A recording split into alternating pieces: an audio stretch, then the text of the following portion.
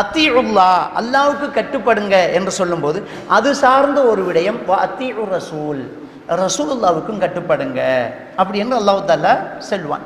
யஅமுரூன bill மஅரூஃப் நன்மை அவர்கள் ஏவுவார்கள் என்று சொல்லும்போது அது சார்ந்த விடயம்.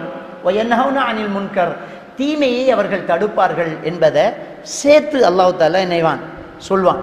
அதே நேரத்தில் அல்லாஹ்க்கு சுப்ஹானஹு வ தஆலா அல்லாஹ்வை வணங்குங்க அப்படி என்று சொல்ற நேரம் வஅபுதுல்லாஹ அல்லாஹ்வை வணங்குங்க, அல்லாஹ்வுக்கு இணை வைக்காதீங்க அப்படி என்று சொல்ற நேரம் அது சார்ந்த விடயம். அல்லாஹ்வுக்கு கட்டுப்பட்டு அல்லாஹ்வை வணங்கணும் என்கிறதுக்கு அடுத்த அது சார்ந்த ஒரு விடயம். மனிதன் அல்லாஹ்வுக்கு அடுத்தபடி பெற்றோர்களிடம் நல்ல முறையில் நடந்து கொள்ளணும் என்கிறான்.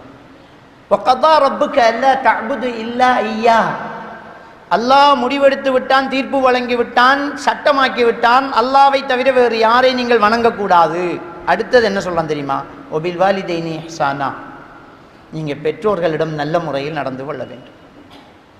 வஅபுதுல்லா அல்லாஹ்வுக்கு வஷ்குர் லீ எனக்கு நீங்கள் நன்றி செலுத்துங்க அப்படி என்று அல்லாஹ் தஆலா சொல்லிட்டு ஒலி வாலிதை உன் பெற்றோர்களுக்கும் நன்றி செலுத்து அப்படி என்று அல்லாஹ் தஆலா சொல்லுவான். எனக்கு நன்றி செலுத்து, அடுத்தது உன் பெற்றோர்களுக்கு நன்றி செலுத்து. முதல்ல அல்லாஹ்க்கு நன்றி செலுத்து, அவன் படைச்சான். அதுக்கு அடுத்தது நன்றி செலுத்துறதுக்கு யார் தகுதி என்றால் நம்முடைய பெற்றோர்கள் தான்.